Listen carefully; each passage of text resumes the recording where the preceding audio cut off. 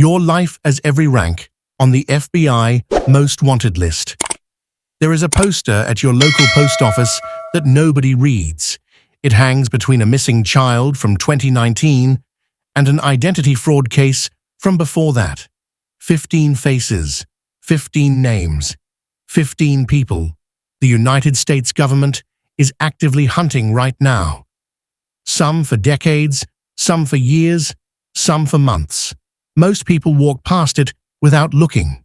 If they look, they don't remember. If they remember, they don't think it has anything to do with their life. But every single person on that poster started somewhere.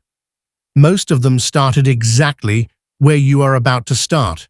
Not with a grand plan, not with a criminal empire, with one decision that felt small enough to survive. There are 5 levels between ordinary and most wanted. As by the time we reach level 5, you are going to understand exactly how someone ends up in the woods in January with their face pressed into frozen dirt and nowhere left to run. Level 1. The poster. You are not on the most wanted list. You are on a poster at a post office that nobody reads. One bank, one robbery, a small town where you thought the cameras wouldn't catch the angle, but the teller station had a third camera that you didn't see, and your face is as clear as a passport photo in the footage. The FBI opens a case file because bank robbery is a federal crime. Not because you are a priority, because the law requires it. One agent gets assigned to your case. Part-time. Alongside 40 other cases, he is juggling simultaneously. He will run your photograph through facial recognition, and he will send emails to local police departments. Then, he will move on to something more pressing, because you are the least urgent thing on his desk, and there are bank robberies happening right now in cities he actually has resources to investigate. You have approximately 3 weeks before anyone looks for you seriously. The cash is in a storage unit. You go to work the next day. You say nothing to anyone. Not your girlfriend, not your drinking buddy, not the guy you met at a bar who seemed cool. Most bank robbers get caught because they tell someone. You stay quiet. 6 months pass. The case goes cold. The agent has newer robberies to worry about. You are still technically wanted, but you are not actively wanted. There is a difference. And right now, that difference feels like freedom. Yes, before we go to level 2, if you can already see where this is heading, subscribe now so you don't miss what happens at level 5. Every week we go inside, worlds most people only read about. This one gets a lot darker before it ends. Level 2. The regional threat. You hit 3 more banks, different cities, same state, similar method. You think variation means safety. The FBI sees pattern. A task force forms. 4 agents focused entirely on you. They call you the Hoodie Bandit in internal reports because nobody knows your name yet. Local news picks up the story. Your photograph goes out on social media. Tips come in by the hundreds, most of them useless, most of them wrong. People see you everywhere. You are in Ohio and Florida and Montana simultaneously, according to witnesses who are absolutely certain. You make your first serious mistake. You use your phone near a bank you are scouting. Not to call anyone, not to send a message, just to check a map. Nothing illegal. But your phone pings a cell tower. The FBI does not have your number yet, but they have the data from every phone that was in that area during your surveillance window. That is 3,000 phones. They will narrow it down. Every time you scout a location, the list gets shorter. You do not know this. You think you are being careful. You vary your targets. You change your appearance slightly. You never hit the same region twice in a row. But digital exhaust is piling up in databases you cannot see. The net is tightening. You will not feel it, until it has already closed. Level 3, Federal Priority. A robbery goes wrong. A security guard pulls his weapon. You pull yours first. He is hit. He survives, barely. But that is not the point. You are no longer just a thief. You are an attempted murderer.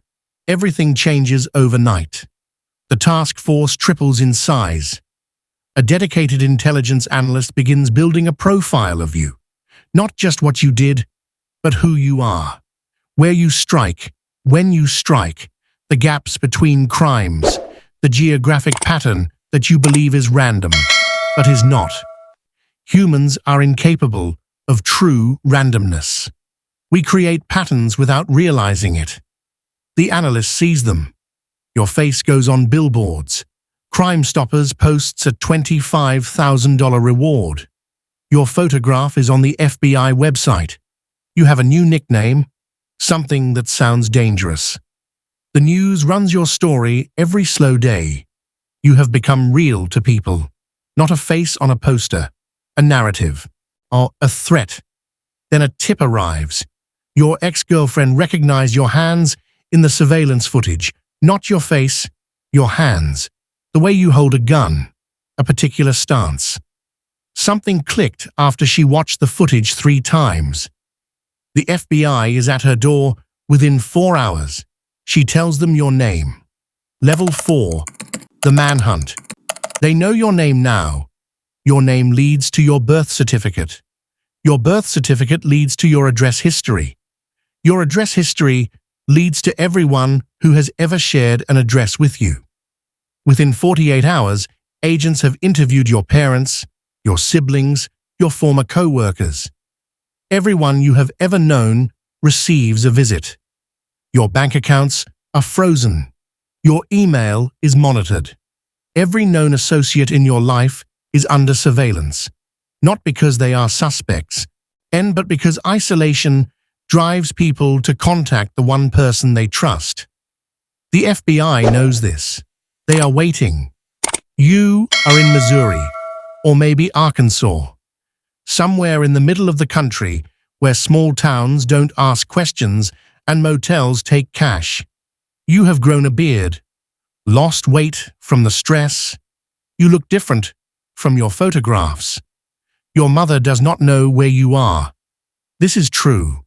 Not a performance for the agents sitting across from her at the kitchen table. She genuinely does not know. She has not heard from you in 4 months. She tells them everything she knows, which is almost nothing. She tells them, he was a good kid. She tells them, I don't understand what happened. She tells them, please don't hurt him when you find him.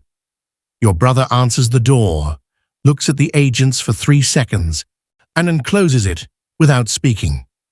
You are running out of money. That means you will need to rob another bank. That means you will make contact with the system that is looking for you. And the system is very good at using that contact to find you.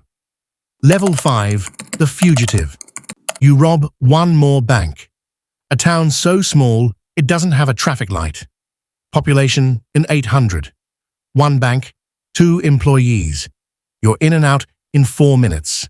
3 counties away before the local sheriff gets the description. What you don't know, the bank installed a new security system last month. Facial recognition. It captured your eyes, your gait, the specific way you moved through the door. The footage uploads automatically to a federal database. The match comes back in 17 minutes.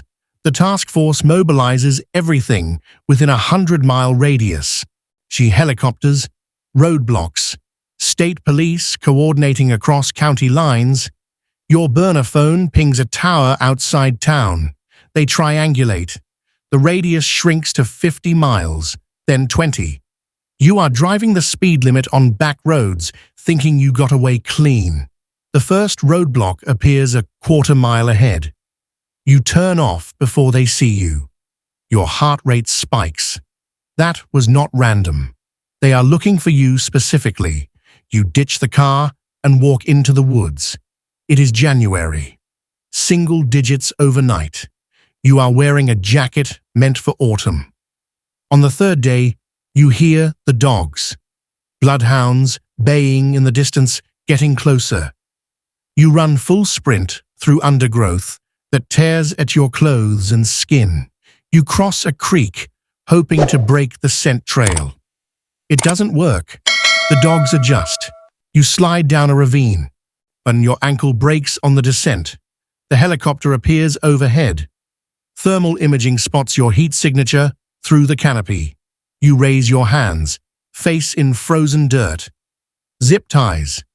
3 officers on top of you, rotor wash kicking up ice and leaves.